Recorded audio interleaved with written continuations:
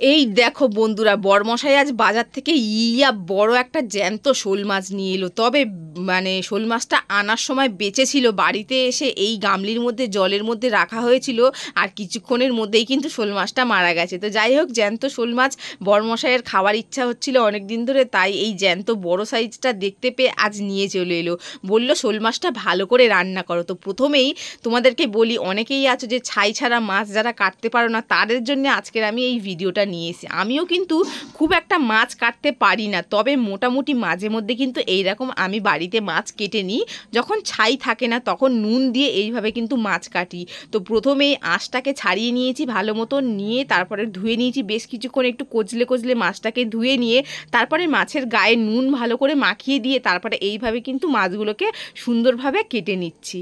আজকের এই জ্যান্ত শোলটাকে একটু অন্যরকমভাবে রান্না করব ভাবছি। তো প্রথমে এই মাছগুলো একদম সুন্দর সুন্দর গোল গোল করে একদম পিস কেটে নিচ্ছি। আর এই শোল মাছটা না কাটতে বেশ ভালো লাগছে আমার, আর পিসগুলোও খুব সুন্দর সুন্দর দেখতে লাগে, গোল গোল পিস রাউন্ড শেপের, বেশ ভালো লাগে দেখতে। তো মাথাটা একদম বিশাল বড় একটা মাথাটাকে কাটবো না, মাথাটাকে ভাবছি গোটাই রাখবো। এই যে অনেকগুলো পিস কিন্তু বেরিয়ে যাচ্ছে, যেহেতু বড় মাছ তাই অনেকটা পরিমাণে অনেকগুলো পিস বেরিয়ে যাচ্ছে। আর আমি মোটামুটি খুব বড় কিন্তু করছি না পিস, একদম একটু ছোট ছোট সাইজের করছি, মিডিয়াম সাইজেরই করছি। তো এই যে শোল মাছটা মোটামুটি কিন্তু কাটা হয়ে গেল, নুন দিয়ে কিন্তু খুব সুন্দর কিন্তু শোল মাছটা কাটা হয়ে গেল। এখন কিন্তু ছাই না থাকলে এইভাবে কিন্তু আমি নুন দিয়ে কেটে নিই, তোমরাও কিন্তু বাড়িতে এইভাবে কিন্তু ট্রাই করতে পারো। তো যাই হোক, এই যে আমার কিন্তু পুরো মাছটা কিন্তু কাটা হয়ে গেল, সমস্ত পিসগুলো কিন্তু খুব সুন্দর হয়েছে। এবারে কিন্তু এই মাছগুলোকে পরিষ্কার করে একদম ভালো করে কিন্তু ধুয়ে নিতে হবে। তো এই যে মোটামুটি একটু আগে কিন্তু মাছটা জ্যান্ত ছিল, এখন কিন্তু মাছটা কিন্তু মরে গেল। তো যাই হোক, মাছটাকে কিন্তু একদম চকচকে করে পরিষ্কার করে একদম ডলে ডলে ধুয়ে কিন্তু পরিষ্কার করে নিয়েছি। এবার এই মাছটার মধ্যে নুন হলুদ ভালো করে মাখিয়ে নেব। আজকের কিন্তু বললাম তোমাদেরকে প্রথমেই যে এই মাছটা কিন্তু একটু অন্যরকমভাবে রান্না করব। অনেকে আছে অনেক রকমভাবে রান্না করে, তবে আজকের আমি এই জ্যান্ত শোল মাছটাকে একদমই হালকা পাতলা কম মশলা দিয়ে একদম টেস্টিভাবে কিভাবে রান্না করতে হয় সেই রেসিপিটাই তোমাদের সাথে শেয়ার করব। সমস্ত কিছু পুরো ভিডিওটা দেখলেই তোমরা কিন্তু দেখতে পারবে। তো প্রথমেই এই যে মাছগুলোকে ভালো মতো নুন হলুদ মাখিয়ে তারপরে আমি কড়াইয়ের মধ্যে তেলের মধ্যে দিয়ে দিয়েছি, আর অবশ্যই এখানে আমি সর্ষের তেল দিয়েছি অনেকটা পরিমাণে, দিয়ে এখানে বড় সাইজের মাথা আর লেজা আর একটা গাদা আগে প্রথমে দিয়ে ভেজে তুলে নিচ্ছি।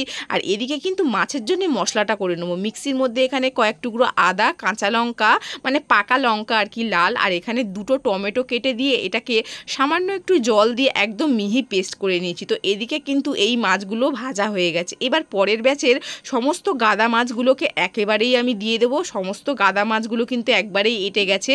তো এই মাছগুলোকেও কিন্তু ভেজে নেবো, আর এই মাছগুলো কিন্তু আমি একটু হালকা করেই ভাজবো, যেহেতু জ্যান্ত মাছ তো খুব বেশি কড়া করে কিন্তু আমি মাছটাকে ভাজবো না।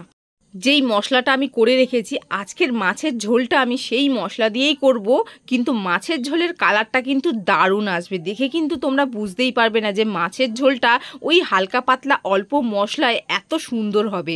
তো যাই হোক, মাছগুলো কিন্তু আমার ভাজা হয়ে গেছে, সমস্ত গাদার মাছগুলো খুব সুন্দর করে কিন্তু আমি ভেজে নিয়েছি। যেই তেলটুকু আছে সেই তেলের মধ্যেই কিন্তু আমি রান্নাটা এবার চাপিয়ে দেবো। তো প্রথমেই এখানে দিয়ে দিয়েছি দুটো চেরা কাঁচা লঙ্কা আর সাথে একটু কালো জিরে দিয়ে ওই বেটে রাখা মশলাটাকে এর মধ্যে দিয়ে ভালো মতো নাড়িয়ে চাড়িয়ে সামান্য একটু জল দিয়েছি মিক্সির বাটিটাকে ধুয়ে। এবার কিন্তু এর মধ্যে বেশ কয়েকটা গুঁড়ো মশলা দেব।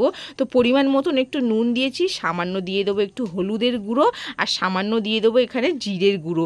আর তোমরা চাইলে এর মধ্যে কিন্তু গোটা জিরে একটু দিতে পারো, যখন মশলাটা আমি পেস্ট করেছিলাম তখন কিন্তু গোটা জিরে দেওয়া হয়নি। তোমরা চাইলে এই গুঁড়ো জিরেটা স্কিপ করে গোটা জিরেটা কিন্তু পেস্ট করে দিতে পারো। আমি সামান্য একটু ধনের গুঁড়োও দিয়েছি, জিরের গুঁড়ো আর ধনের গুঁড়োও দিয়েছি। তো এবার মশলাটা কিন্তু কষাতে কষাতে মশলার থেকে কিন্তু দারুণ একটা কালার এসছে। যেহেতু আমি লাল লঙ্কা দিয়েছি পাকা লঙ্কা, তাই মশলা ঝোলের কালারটা এত সুন্দর এসছে। এবার কিন্তু পরিমাণ মতন জল দিয়ে ঢাকনা চাপা দিয়ে বেশ কিছুক্ষণ ফুটিয়ে নিলাম। ব্যাস, এবার ফুটে গেছে যেহেতু একে একে কিন্তু সমস্ত মাছগুলো আমি দিয়ে দেবো। মাথাটা তো বিশাল বড়, যার জন্য একটু বেশি পরিমাণে জল দিয়েছি, যাতে মাথাটা ভালো মতন এই জলের মধ্যেই ফুটে সেদ্ধ হয়ে যায়। তো মোটামুটি আমি মাছগুলোকে খুব সুন্দর করে দিয়ে কিন্তু ঢাকনা চাপা দিয়ে বেশ কিছুক্ষণ কিন্তু এটাকে ফুটিয়ে নিতে হবে, যাতে সমস্ত মাছ ভালো মতন সেদ্ধ হয়ে যায়। আর মাথাটা যেহেতু অনেকটা বড় সাইজের, তাই উল্টে পাল্টে কিন্তু 2-3 বার করে উল্টে পাল্টে ঢাকনা চাপা দিয়ে এটা বেশ কিছুক্ষণ কিন্তু আমি ফুটিয়ে নিয়েছি। এই মাছের মধ্যে কিন্তু আমি আলাদা আর কোনো রকম মশলা দিইনি, যেটুকু বেটে রেখেছিলাম সেই বাটা মশলা দিয়েই কিন্তু এই তরকারিটা কমপ্লিট হলো। দেখতে কালারটা কিন্তু দারুণ এসছে, আর খেতে কিন্তু সত্যিই অসাধারণ হয়েছিল। এখন কিন্তু মাছের ঝোলটা অনেকটাই কমে গেছে, আর এখন দারুণ টেস্টও হয়েছে। একটু টেস্ট করে দেখলাম, ঝোলটা কিন্তু খুব বেশি পাতলা হয়নি, আর দেখতে কিন্তু খুব সুন্দর লাগছে মাছের ঝোলটা। তো এই ঝোলটা দিয়ে না এক থালা কিন্তু ভাত খাওয়া হয়ে যাবে, 1 পিস মাছ আর ঝোল দিয়ে। যেহেতু জ্যান্ত মাছ, তো এর স্বাদ কিন্তু একদমই আলাদা। তোমরা যারা জ্যান্ত মাছ খাও তারা তো জানোই। তো যাই হোক, আজকের আমার এই জ্যান্ত শোলের এই রেসিপিটা কেমন লাগলো সেটা কিন্তু জানাতে তোমরা কেউ ভুলো না, অবশ্যই কিন্তু লিখে দিয়ে যেও। তার পাশাপাশি লাইক করে দিও, পারলে বন্ধুদের কাছে এই ভিডিওটা শেয়ার করে দিও। ততক্ষণ পর্যন্ত সবাই ভালো থেকো।